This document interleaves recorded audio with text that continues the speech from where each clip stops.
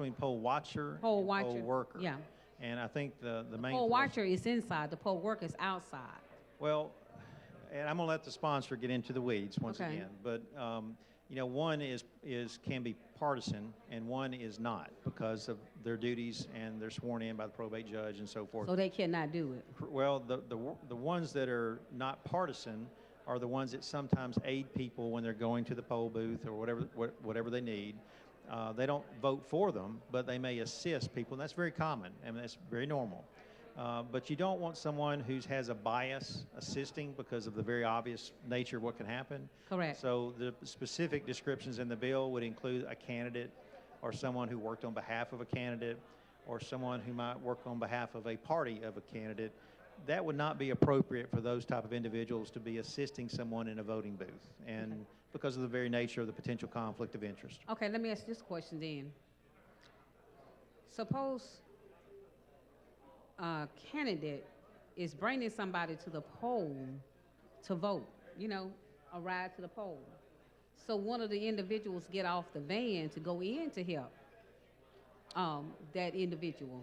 Then what is? Well, and once again, you can't really give just one general thing and apply it to every situation. It's pretty much situational. It's not uncommon. So, I used to work in Birmingham decades ago. Yes. A long time ago. And it was very common during like bond election, elections that dealt with bonding issues or something like that. It's very common back then that the mayor's office would set up locations, usually churches, that would assist by busing people from the church area, that community, to the voting booth. Correct. And oftentimes, they would, and then bring them back and just keep that rotation going. And I'm sure that there's probably somebody on that bus, suggesting or encouraging people to support a particular issue. That's one thing, and that's not necessarily a problem. The problem is that when that person follows them into the booth and they're partisan, they're conflict, they clearly have a conflict, and they're actually in the ballot box assisting somebody with their vote. Or if they're pre-filling out a ballot and handing it to somebody else. That's where you're crossing lines, and that's where we're getting away from the equity and the fairness that's intended with our ballot system and our election system. So now if you give them a ballot and say, okay, take this in with you and follow this ballot, that's crossing the line. No, not necessarily. So a lot of people make notes, and I know a lot of people in all our communities will go get a sample ballot from their probate judge's office, and they'll go through and kind of pre-check what they want to do, and they do it by calling friends and whoever they trust on elections that they don't know the candidates. Okay. And so that's not a problem. That's just, we do that all the time. That's taking notes so that you know what to do when you get in the ballot box. It's a little different though when you've got someone who is working for a candidate that walks you in and starts helping you vote, basically. Okay. That's clearly a line of conflict of interest that's probably not a good thing. So in other words, you need somebody that don't have on a candidate T-shirts, non-biased. And that's where you get into the workers that the probate judge brings in, and that they're instructed, they go through classes, they understand what they can and can't do. They're trained on those issues. That's the poll workers that we routinely see. And they know where those lines are, they know what they can and can't do. They're trained on that. And we have a system to protect on those situations. It's the ones who are outside of that can be more of a concern. Okay. So now just say, I know I got about 10 minutes. If I walk my sister in, and I'm not even on the ballot just to help her, it's okay. Yeah, if you're helping your sister, and she needs your help, I don't see any issue with that. Thank you, Mr. Speaker. Thank you, gentlemen. Yes, ma'am. Thank the lady. The chair now recognizes the gentleman from Clark County, Representative Jackson. While Representative Jackson's coming, I want to recognize some guests we have. Miss Webb and Mr. Bugsby and David Jones from Citronelle Elementary, 4th grade class. Would y'all stand up? Let us see where y'all, right over here to the left. Good to see y'all. Good to have y'all with us today as our special guest. You're the special guest of Representative Shane Stringer, so I hope you enjoy the day with us today. Also, we have in the gallery Mr. and Miss James McCutcheon. Dana and James and the boys Jesse and Seth, y'all stand up. Let us welcome y'all. James is my brother, here with the family, and his son Nate is working for us today as a page. Good to have y'all with us. Excuse me, Speaker, you said that was your brother? I'm sorry? That's my brother, yes. He better looking than you. Well, I agree with you. I'm not even going to argue on that. I'm messing with you. No, I'm not messing. He's yeah, yeah. Hello. Is the wife up there? Is your wife up? Is Mrs. Wife? Yes, she's there. Miss Dana right there. She's the pretty one on the left right there. Yeah. Thank you. Good morning. Good morning. Thank you, Mr. Speaker. Thank you for the recognition. You know, I couldn't help but to put my light on early, and I finally got called upon. I love it this way. The list was long. How many minutes? The list was long. Yeah. Yeah. I got 9. Ooh, let me finish this right quick. As we sat and listened to your chronological knowledge and of the order of this calendar that we have today, we're going to be voting on in a moment. There were some things that was brought to my attention that relates to voters' rights and suppressing voters' rights. Now, the last speaker, my colleague from Birmingham, was questioning you about the absentee challenges that's facing us. And I understand where you're coming from with that on the calendar. The first bill on the calendar is what has been dubbed CRT. And it's troubling that we here in this body going to be educators enough, professionals enough that we can dictate to educators what to teach, what history they can teach and what they cannot. You know, there's a quote said, "A person that forget their past is soon to repeat it." Yes, sir.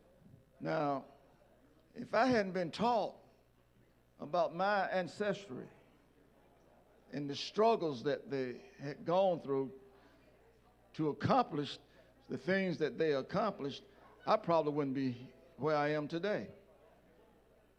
You know, when I look back and think about, even in the word of the Lord, Proverbs chapter 4, verse 7, I believe, so wisdom is the most principal thing. Now, how do you get wisdom? Through knowledge. Correct. And Solomon said, get wisdom and get knowledge. But in all of that getting, get an understanding. Now, I'm not getting a good understanding of why we don't want people to be taught their history. Can you explain that? Can you? I mean, I'm going to listen for a moment and see if you're going on the right path. Well, and I think, once again, I'll always defer to the sponsor of the bill. I'm not the sponsor of the bill. I'm sure he'll be very capable to come up and get into more details. I don't actually read it to say the same thing you're saying. I do read this to be, and it's definitely not applied, it's much more broad than just K through 12. It also includes higher ed. It also includes outside of education. And so the application of the bill is not just what everybody thinks it is. It's not K through 12 only.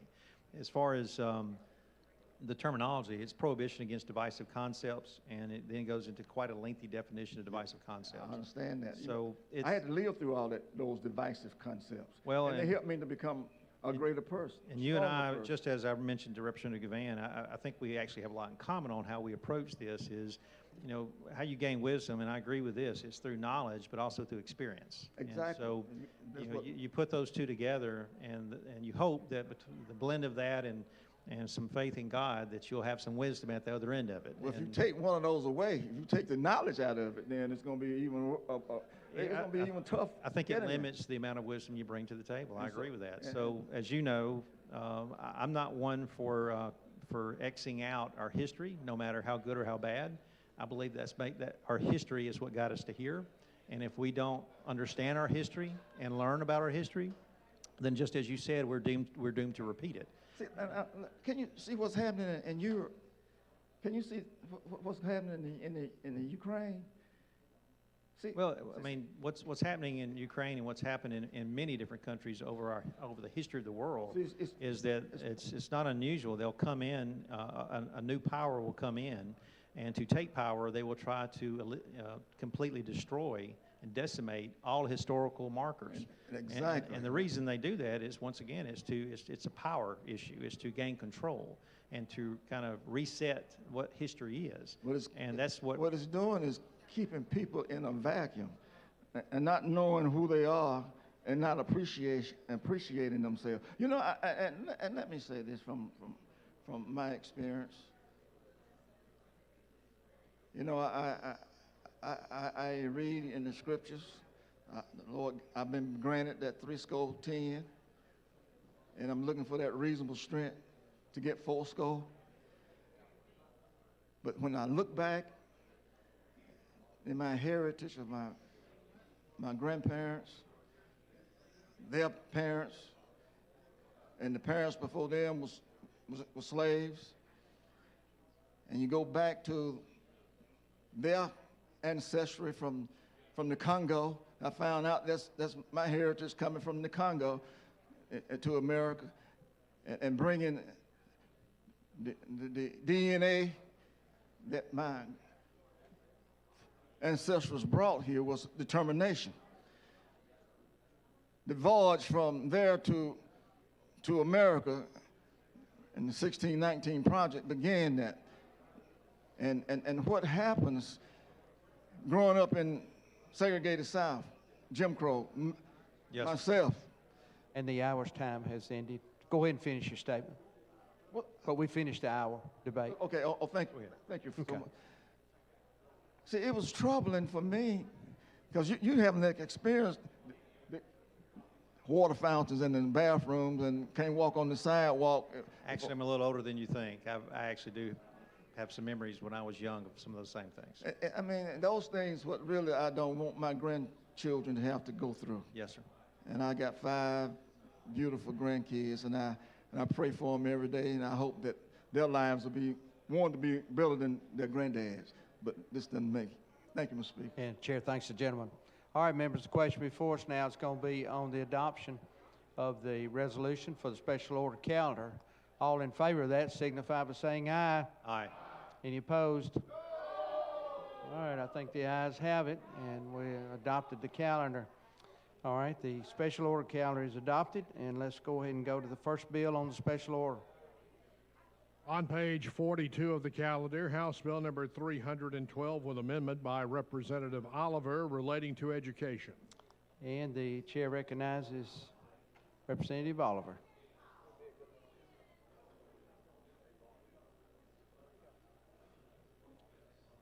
Thank you for the recognition. Yes, sir. This is a bill that would prohibit this state and any of its political subdivisions or agencies from promoting or advancing certain concepts regarding race, sex, or religion in certain teaching or training. That would also include to adopt or believe certain concepts regarding race or religion. Also would prohibit public institutions of higher education and their employees from promoting or advancing certain concepts regarding race, sex, or religion, except as part of teaching about doctrines regarding race, sex, or religion as part of a larger course of academic instruction without compelling students to assent to the concepts. This bill would prohibit public K-12 schools and public institutions of higher education and their employees from using or introducing courses of instruction or units of study directing or compelling students to adhere or to affirm certain concepts regarding race, sex, or religion. Why do we want to introduce this bill? We believe that it is unfair, illegal, and undermines the value of individual equality as provided for in the Civil Rights Act of 1964 to teach, endorse, or train certain divisive concepts as described in House Bill 312 based on race, sex, or religion. No state agency, including K-12, post-secondary colleges and universities, state agencies and their affiliates may teach, train, or endorse the divisive concepts described in this bill. This bill does not violate the First Amendment. Similar bills have passed in other states. It does remove divisive language, for example, critical race theory, from textbooks and training materials. It does not prevent educational discussions. It does prevent any student, employee, contractor, from being pressured or punished for disagreeing with divisive language. And if there are no questions, I would ask for the BIR. All right, I believe that's the first question we'll have to answer is the adoption of the BIR. And the chair recognizes the gentleman from Limestone County, Representative Crawford. First person speaking on the BIR.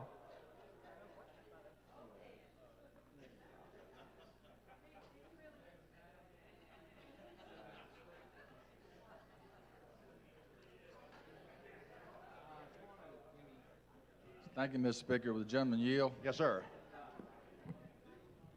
If you had said no, you wouldn't yield, what does that mean? Well, you mean that I'm not a very nice person, or? I don't know. But I know, now I did some research what that really meant. And when you say you'll yield, it means you'll listen to the other person's argument. So, but I often wondered if you had said no, I had to go back and sit back down or what. So I was just sort of wondering about that. I know this bill's come a long ways, and I know you have had conversations, input from higher ed and AEA and I think agencies and whatnot, and they all in agreement to what you have put on paper. Is that correct? I would say that everybody has had the opportunity to provide their language. And at this point, whether people like it or not, I can't answer, but I can say that everybody has had an opportunity. And we have listened and we have included as many people as possible. Yes, I think so. But it doesn't prohibit teaching anything about history or any facts of Absolutely the matter. not. And I would hope we encourage more teaching about history and doesn't prevent any programs in schools doing Black History Month or anything like that. Is that correct? That's absolutely correct. Okay, good. I was thinking that was the case. And it also doesn't prohibit debate and discussions on issues. So what you're really are saying is that you don't want anyone to take their belief and teach it as knowledge if it's not a proven fact. Absolutely. That's about as simple as this goes. I had read some of the concepts, the one that one race, sex, or religion is inherently superior to another race, sex, or religion. I can imagine anyone in this body that would want their child or grandchild being taught that because of their sex, they are their race or their religion, that they're inferior to anyone else. To me, that was wrong. We come a long ways. I know women didn't used to be able to vote. Black folks didn't used to be able to vote. And we've come a long ways. But I think the people that I've heard make their arguments, I'm not sure if they read those concepts that are divisive. But it only limits, you aren't really trying to define CRT. You're just defining what a divisive concept is. Is that correct? That's correct. And you're hoping that isn't taught in our school. From time to time, I notice we have certain things that we don't allow being taught. I think yoga was one of them that we went through, and now we're allowed to have that in schools. But I think the bill is a good bill, and what has brought you to this point of why you're offering this bill for us? Well, this is started a year ago. It's 6 months of work by a lot of really smart people, 2 busloads of lawyers. And it's done with the intent of making the classroom equal, making the workplace equal, and provides protections for every student and every employee. I think that's correct. Well, thank you for the bill. Thank you for yielding where I could talk. I appreciate that. Well, you're welcome. Thank you, Mr. Speaker. Chair thanks the gentleman. The chair recognizes the lady from Montgomery, Representative Morris, second person speaking on the BIR.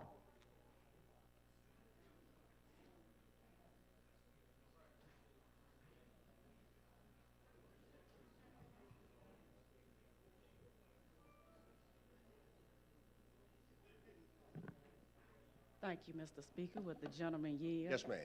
Thank you. Now, you said some of the divisive words, race, religion, sex.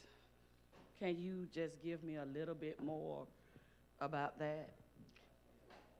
Well, to put it in context, you'd have to look at the divisive concepts that we described. Give me a couple of them. Okay. That an individual solely by virtue of his or her race or sex is inherently racist, sexist, or oppressive, whether consciously or unconsciously. So when you talk about some of the words that need to be removed, right? Because that's what we're doing, right? We're going to remove a few words from the book in order for us to be able to teach it. What are we doing? That's not what this bill does. Okay, so what are we doing? And because you got a classroom, right? And you got teachers who have to teach, and we are even going up to higher ed. So what words are being taken out that you say that's there? Because something has to be there in order for it to be taught now. So what you want to be removed that's dealing with race, religion, and sex? And that we're not removing anything that I'm aware of that was currently being taught. What this does is it prevents these concepts from being used in school or taught in school. So are they being taught now? Because I remember having a conversation and you said they were being taught. Right. So I'm asking you now, what words should be removed from the books based off of what you're saying? You're saying that something now is currently being taught, even though we have a lot of people who are saying that it's not, but you're saying that it is being taught in our school currently, dealing with race, religion, and sex.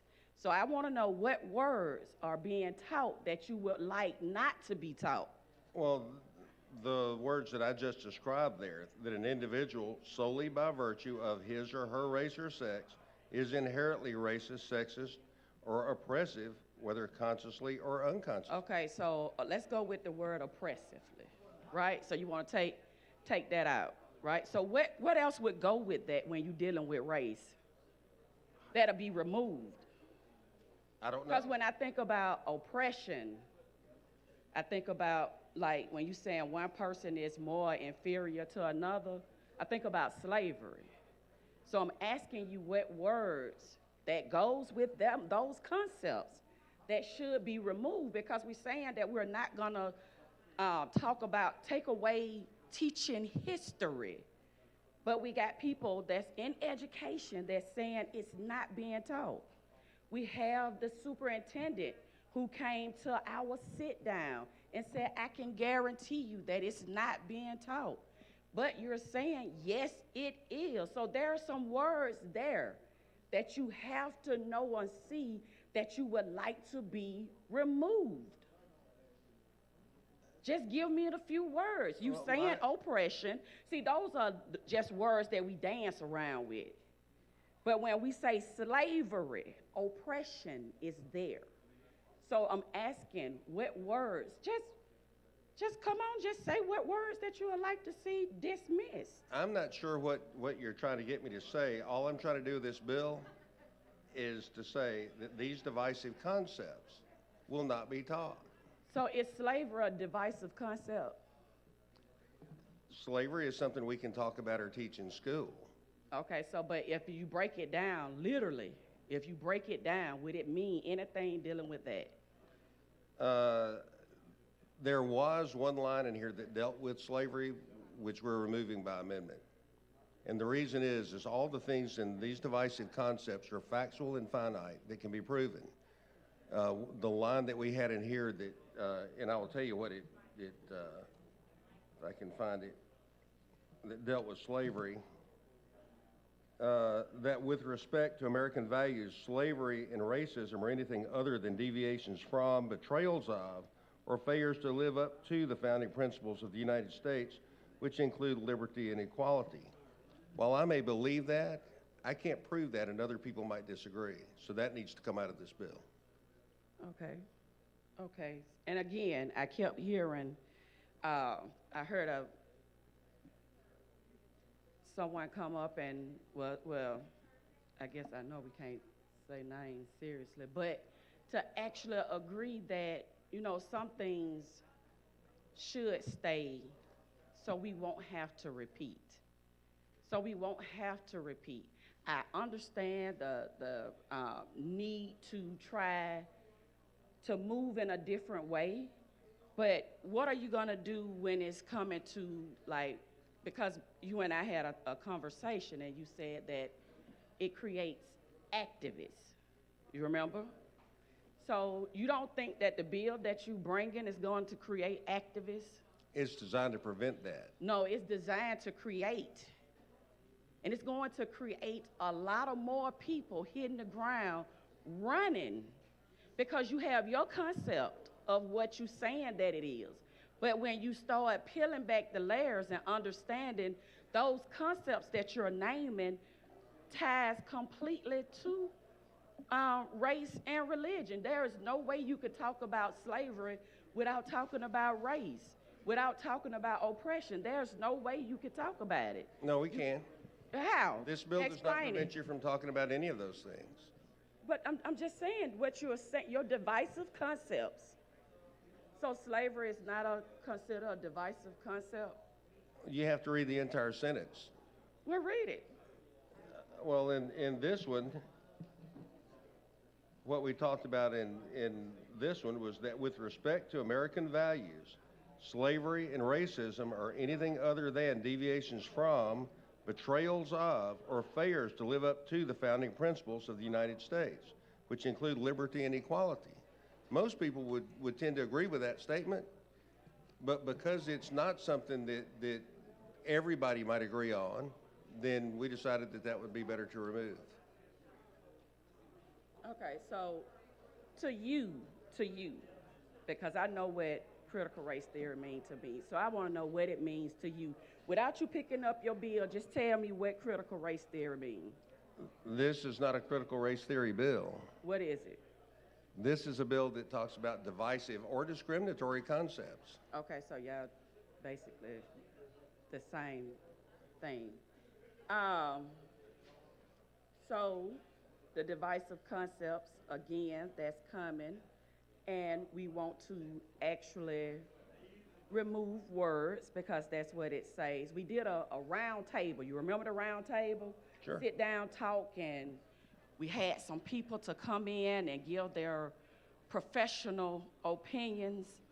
And for some reason, even after we sat and we had the round table discussion, the bill was removed from ed policy and taken somewhere else. A lot of other things have changed since then. I guess the dancing and the playing with the words, but they still mean the exact same thing. So I guess I'm just gonna have to say that if we are gonna truly, truly move forward, it's a lot of stuff that we come in here and we try to pass, or we pass. Some of it is good legislation, some of it is bad legislation. Some stuff we know for a fact because we're not actually listening. We just want people to hear what it is that we're saying without sitting down with other folk to actually see, what does this mean to you? How does this affect you? What would you like to see? But no matter how many times we come down and we try to express how it feels or what it looked like to us, then you give us this wordplay and everything's supposed to be just fine. And it's not. It's not. We come in here constantly and then we'll see somebody out and it's a lot of times folks don't even agree, but they still have to go along with. And I say at some point you got to stand up. You have to be able to stand up and say, I don't agree, and I'm not going along just to get along. That has to be something that's said. And that's why it's so great to be a Democrat. It's so great because we don't have to if we don't want to. We express the way we feel.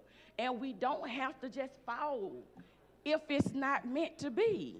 Just something to think about. I'll be back. Thank you. And the chair thanks the lady. The chair recognizes the gentleman from Morgan County, Representative Stadhagen.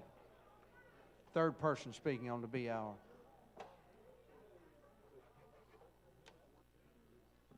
Thank you, Mr. Speaker.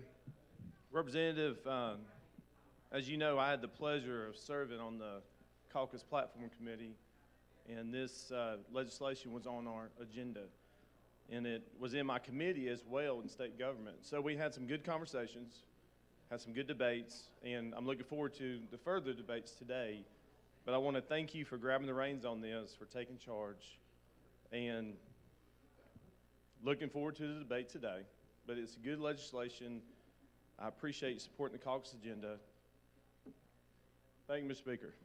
Thank you. And the chair thanks the gentleman. Chair recognizes the gentleman from Tuscaloosa, Representative England, fourth person speaking on the BR. Finally got to you.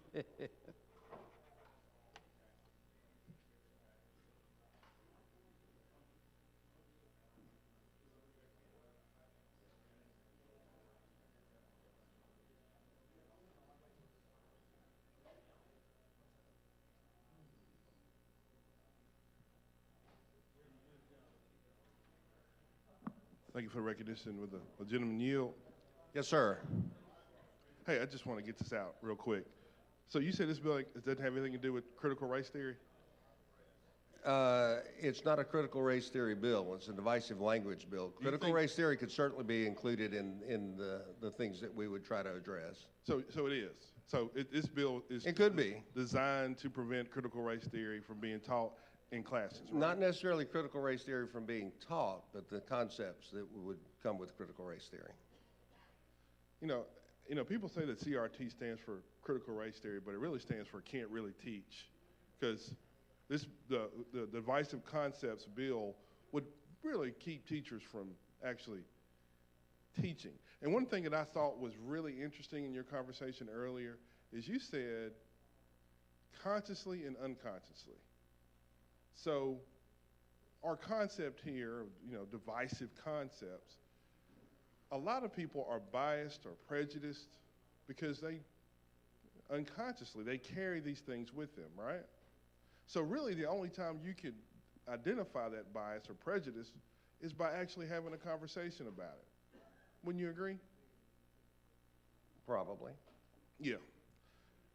So if you've got a divisive concept and you carry a prejudice or a bias with you that you don't really know you have, isn't that the purpose of public education, to identify those biases and those prejudices in order so we can kind of work through them, so when you go out into the public, you don't carry them with you anymore?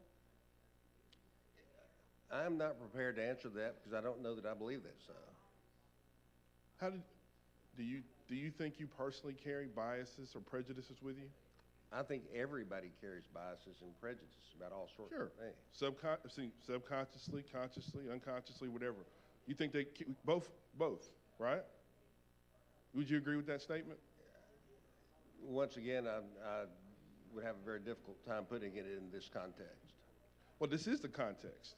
It's divisive concepts. Divisive concepts are those things that you believe draw on biases and prejudices, right? Isn't that right? Stereotypes. Right, I hear you. Okay.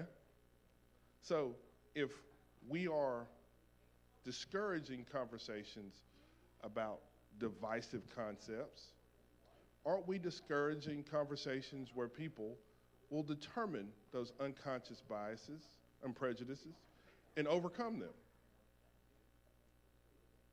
There's a reason that is in terms of divisive concepts, and that's not something that we feel should be done in the classroom. Sure. I mean, yeah, we don't want people to actually critically think about these things. We want people to just accept. It depends on what's age appropriate as well. That's the reason I'm so slow with the answers. It's a little. There's another reason you're slow with the answers, and it doesn't necessarily do with that. But, if you take this, let's go on down the road here, because I think you're being sort of disingenuous about what this bill is designed to do, and I think you're being disingenuous about what the purpose of the bill is, because it's amazing that we're here, and we're thanking you for bringing the bill as like something that we've discovered, and this is something that we came up with, but it's the exact same bill that's being passed all over the country. And it's all people who have similar beliefs about what they believe should be taught in classrooms and what shouldn't be. And interestingly enough, what's sort of driving this conversation isn't about accepting blame or responsibility. It's stopping conversations so we can't determine, for the purposes of these conversations, who's responsible for what. And there's a fear that's inherent in that. And the fear that's inherent in that is what drives these conversations. It's why we're down here talking about a problem that doesn't even exist. And to the point, you said age appropriate. This bill tries to stop you from talking about divisive concepts when you pay for the education. I mean, when you pay for it. Like, I want to go learn about what the history of America and how we evolved into what we are right now and how it played a role in that. And I can't even pay to learn about it. So, I mean, age appropriate, sure. But this bill doesn't necessarily just talk about elementary school children. It attempts to stop you from learning about these sorts of concepts even when you pay for it. Like when you go to college and you say, I want to take that elective, and I want to learn about what role race played in how we developed as a country. But let me ask you another question. In terms of a divisive concept, who makes that determination? These divisive concepts, are you talking about in terms of saying that something a teacher used or yeah, who makes employee? the determination of something is divisive? Would you agree that something that's divisive to you may not be to me? Absolutely. All right. So who is the final arbiter in our conversations about what is divisive and what isn't for the terms of your bill? Who makes that determination? That would be done by the local school board when we're talking about education. So the local... And it would be appealable, of course. So something that's divisive in Tuscaloosa County may not be divisive in Macon County. The fact that it could be arbitrary is something we've considered. So, well, actually, it's not arbitrary. It's actually the exact opposite of arbitrary. Because if it could be different everywhere, then that means it's not. It's subject to it's subject to your interpretation. So that's not arbitrary, actually. Because if you have some arbitrariness in the definition, that might actually help us here. But see, the thing is, because you talk about conscious decision-making and unconscious or subconscious decision-making, you're getting into elements where you're, as a bill, trying to anticipate conversations and then try to stop them. It actually tries to discourage thought. It actually tries to discourage conversations that come from those thoughts. So, I mean, we talk about small government and all this kind of stuff, but now we're at the point where we're designing legislation that is designed to stop people from thinking and then having conversations about those thoughts. Now, you know, there's bills all over the country like this, and I'll guarantee you won't. Alabama sets a pretty high bar on what on unconstitutional activity, but this one right here, this probably takes the cake, because you're going to find that some of the divisive concepts that generate the conversations are actually going to ensnare what is just normal conversation and then try to stop it. And First Amendment, many cases, a lot of Supreme Court precedent out there talks about prior restraints on free speech. This is the poster child bill for prior restraint on free speech. Government telling you what you can and cannot talk about. And not only can and cannot talk about, but also anticipate what it's going to be and then try to stop it. I don't know what is more unconstitutional than that. And for all the freedom-loving patriots around here, I figured free speech would be something that you celebrated and protected, not went after. But we got two bills in this session, one that could potentially arrest you for protesting, and you got another one here that's trying to stop you from even talking about stuff that we may not like, stuff that makes us feel uncomfortable. But you know, as Americans, you know what makes us comfortable? Being uncomfortable first. And you cannot continue, you cannot legislate and protect the sensibilities of people you don't even know, and you can't determine what's divisive for those folks either. Just like you can't hand a school board member, well, today in Tuscaloosa County, discussions about white supremacy are divisive, so we're not going to allow that to happen in our classrooms. Because somebody may feel uncomfortable, or somebody may feel like you're blaming me. And see, again, if this is about America and about the First Amendment and freedom of speech, speech creates uncomfortable situations, because that's the only way you're going to grow. That's the only way you're going to develop. And again, this sort of legislation will continue to allow the dead to bury the living in the state for eternity. Thank you. Thank you. And the chair thanks the gentleman. All right, members, the question before us now is going to be on the adoption of the BIR for House Bill 312. If you are in favor of the BIR, your vote will be aye. If you're opposed, your vote is no. Clerk will unlock the machine and the members will vote.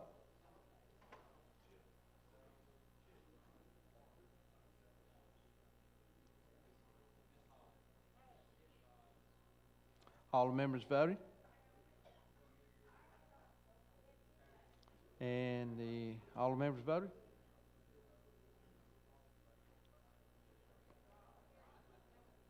Clerk will lock the machine, record the vote. There are 71 yeas, 28 nays, 0 abstentions, and the BIR is adopted.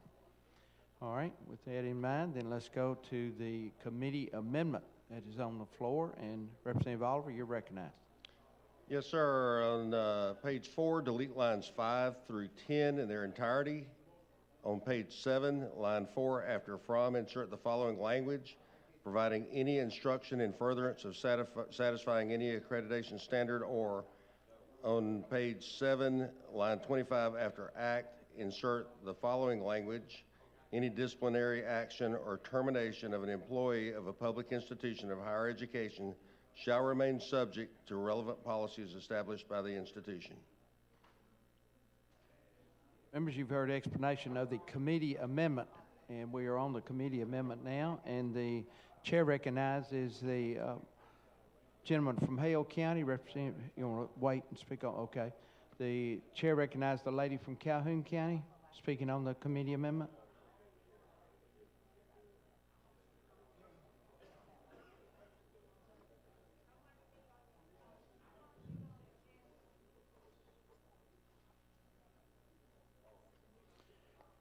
Yeah, if you want to speak on the amendment, just keep your light on, and then we'll address it.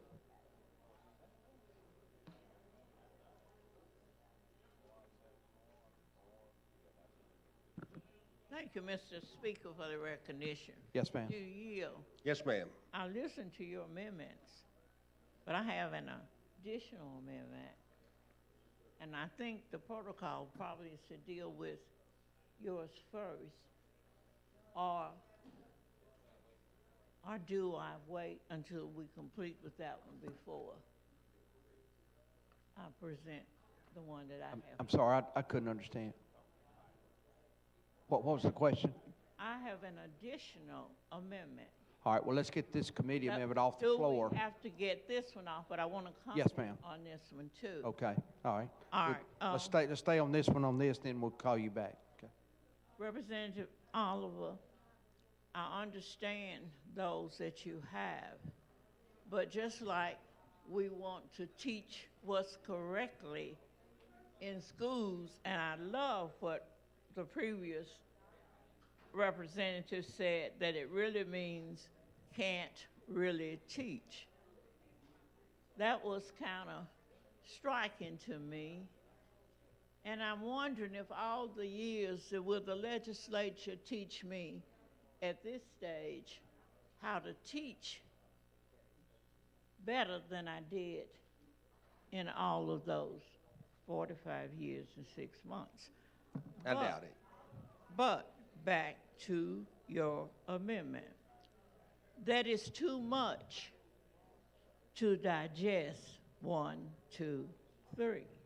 So I have a simple one on page 8, but the speaker has given me the proper rules and protocols that I really know. My rules chairman has taught me that. So I'll stop and let us get yours off. Then I'll come back with mine. But then I do have some discussion on this, Mr. Speaker, because I could stand here all day and all night by myself addressing this. Thank you. Thank you. And yes, ma'am. Chair thanks the lady. The chair recognizes the lady from Jefferson County, Representative Hollis, speaking on the amendment. Okay, all right. The chair recognizes the lady from Mobile, Representative Drummond, speaking on the amendment. Okay, all right. If y'all could turn your lights off, that way I've got the right people, then you can turn it back on when we get off the amendment. All right. And the chair recognizes the lady from Madison, Representative Hall, speaking on the amendment. Thank you.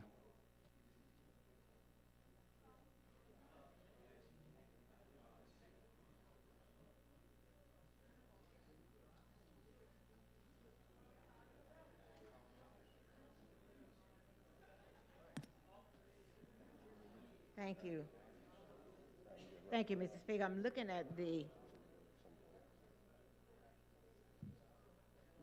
at, I think this is the committee's amendment that you were just Yes, ma'am. giving. On page 4, deleting lines 5 through 10. Yes, ma'am. So when you delete on page 4, you delete 5. When you delete 5 through 10, you're deleting the meritocracy or traits such as hard work or racist or sexist. That's coming out. Yes, ma'am. All right. So with respect to American values, slavery and racism, anything deviation from that you're removing that. That'll be deleted as well. And then number 3, that is you're including agencies and political subdivision of the state of Alabama. It says school districts, public K-12, institution of higher ed. So now help me with this deletion when you do that. How does that, what is the status of the bill at this point? When you remove that information, because you come down to that an individual should be asked to accept, well, you're talking about what starts on I guess these would be considered number 2, divisive concepts, right? All of these were the following things starting on page 3 down to 14. Yes, ma'am. Okay.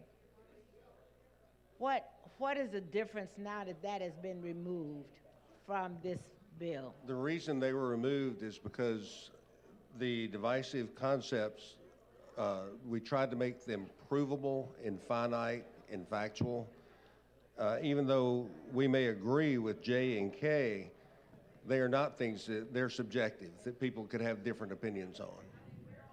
So if you go back to page 3, line 5, why is that word divisive concept, why was that chosen as a key definition for this bill? My choice was discriminatory concepts. Yours was what? Discriminatory. And what is that? That was the way I would have described it originally. Divisive concepts have been used in several other bills. Okay. So how is a divisive concept differentiated from any other number of divisive concepts? Just a name. All right, so when you discuss it in politics, well, let's take politics for an example. How is divisive concepts used in politics? It's a good one. In policy? Politics. Politics. Yes, sir. We're trying to avoid that here. This is to prevent compelled speech. You're trying to do what? Prevent compelled speech. Prevent compelled speech in a free speech country. It is. It's First Amendment right to be free Right. from compelled speech, though. In what way? That's the First Amendment. It's a guarantee. That you, okay, and so you're saying, okay, so when you look at that, okay, how do you, I would take, even if I take it from politics, let's take society, divisive concept in society.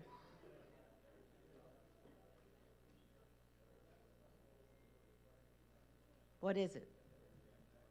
Once again, divisive concepts, meanings are malleable. It could mean a lot of different things. In this particular bill, divisive concepts are specifically the things that we have named here. What about religion? Religion is one of those things that it's a very complex topic, like many others. Taxes. I'm sorry? Taxes. Absolutely. You know, okay. Sports teams. Yes, ma'am. All right. So, so I was looking at that as you looked at what you're taking, what you are doing with taking this out. So you're saying you're removing this because it makes you it gives you a much more comfortable feeling? Is that what that does? Okay. No, the reason we're taking it out is we believe it's subjective. And as we... And let me make sure that you understand that there are many different opinions that are in this bill, and a lot of research has been done, and we all didn't agree on every point. Oh, I understand that well. I understand that very well. It's just that as we look at this and we know, as we look at way things are moving and how this becomes a major issue for discussion for today, for your agenda. And then when we think about this, as we look at the process by which we find ourselves in, those are us that are in the minority caucus, find ourselves in on each day as we talk about different issues, and the number of issues that sometimes are the issues that are the ones that causes you to feel like, why is that necessary? What makes that important? But let me go on. As you remove that, when you look at this bill with what we did in the what you did in committee, how does this make this bill better? It removes something that I believe is subjective language. So it makes it more finite. All right. So when you look on page 4, what was I looking on these starting at letter J, line 5. When you say American values are subjective, slavery was subjective, racism is subjective. Those terms alone no, in the context of the sentence. But even if I read this sentence, that with respect to American values, slavery and racism, or anything other than that deviation form, betrayal of or failure to live up to the founding principles of the United States, that includes liberty and equality. Most of us believe that. But do we live it? Oh, that's Are we doing that today? Are we doing that today? Just a lot right of us here, are trying to. Is this process today one of those processes that you believe? You believe that we are living up to what we ought to do? I would not be standing here if I did not believe that You truly this is a believe necessary that. piece of legislation. And so then you also know there's another side that feels just the opposite. Are you aware of that? Yes, ma'am. And so how does that play into the foundation or the basis from which you've chosen to have this bill, knowing that there is that feeling, that feeling does exist? How's that opinion? No, it makes sure that I've got my ears turned on and I'm listening. Make sure you have your ears I want to turned. listen. You're listening? And as we go through this amendment and we go through these changes on page 7, I think that was the other part, yeah.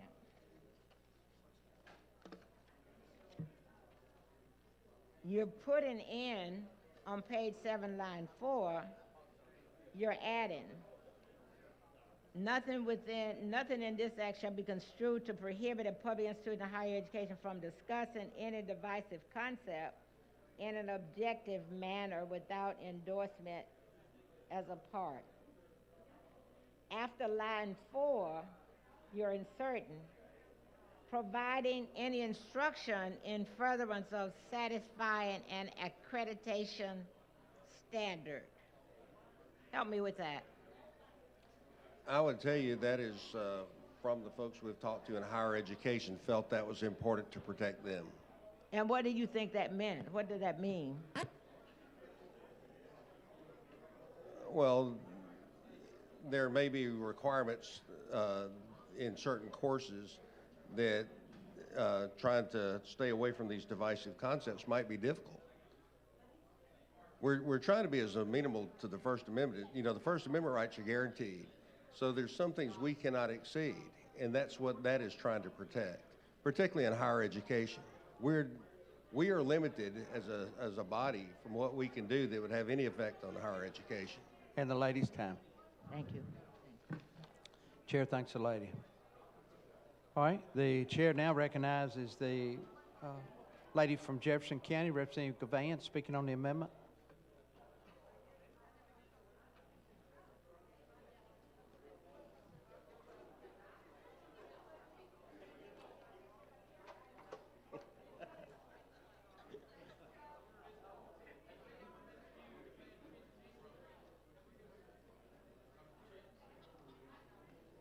I was trying to listen to the discussion relative to the amendments. Can you help me understand what this amendment does? Primarily, it puts in some more protections for higher ed, and it removes 2 of the divisive concepts. What are the protections? Because I think that's the thing that alarmed me. I heard you mention protection several times. So what are the protections with regards to higher ed?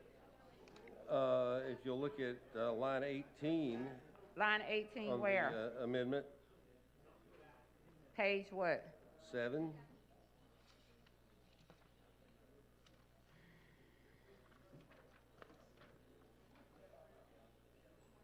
Okay, because here it speaks to page 7, line 25. So which one is it, 18 or 25? If this is an addition that we put in there that comes in at the end, which says that any disciplinary action or termination of an employee of a public institution of higher education shall remain subject to relevant policies established by the institution. That means they do everything like they always have, and this legislation does not affect that.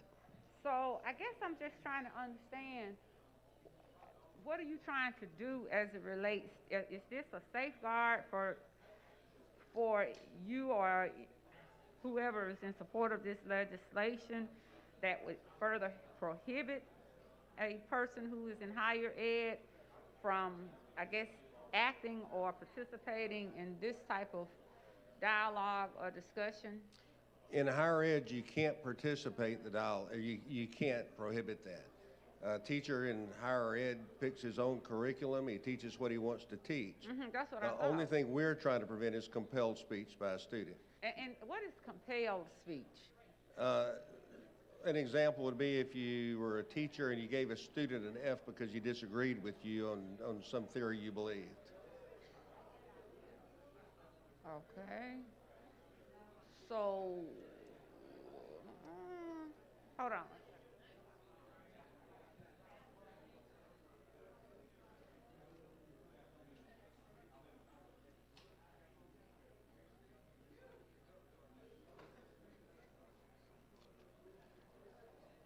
So you said compelled speech was what now? Compelled speech, definition of compelled speech.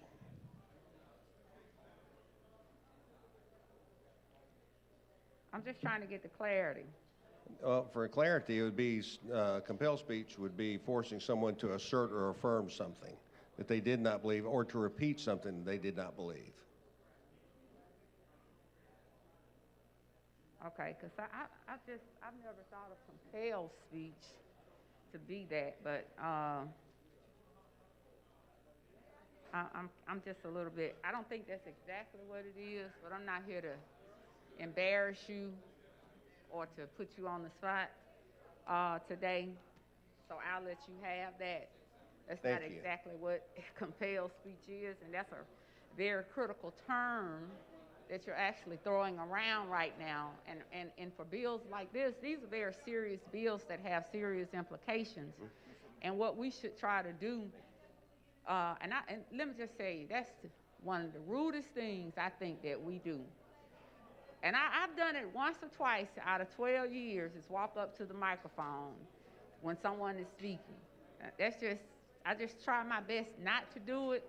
I've slipped once or twice, but I think sometimes if you start putting these folks that walk up to the mic on the spot, I think they'll stop doing it, because if they want to talk on the bill, then they need to turn their lights on, and then they need to come up here and they need to take their own 5 or 10 minutes to say what they need to say. Because when you take on these responsibilities of these bills, you ought to know what you're saying. But anyway, so I'm just concerned because I continue to hear the word compelled speech, and just trying to get the clarity of this amendment. Hopefully I'll get a chance to speak on the bill and get a few pointers out with regards to that. Typically, a compelled speech is a protected speech or a protected right to be able to say certain things. And I'm hoping with this legislation that we're not taking away a person's right to still be able to express him or herself, and especially on a collegiate level. That's what makes collegiate level education so great. It moves you past the secondary education into an arena where you can talk, you can analyze, you can critique, you can meditate and participate in a setting that affords you an opportunity to be a grown person. And you talk grown folks' conversation, and you speak more truth to power without being put in a situation in which your speech is prohibited because it may be offensive to someone. I believe that people should be able to say what they want to say. I may or may not like it, but I believe you are entitled as a grown man to say what you need to say, whether I receive it or not. You know, there's been a long debate for years, what's obscene, what's not obscene, what's offensive. But I do have some serious concerns about the legislation as well as the amendments. Me knowing college students the way I know them, I don't think this bill is going to stop them from expressing themselves, not in this country that we live in today.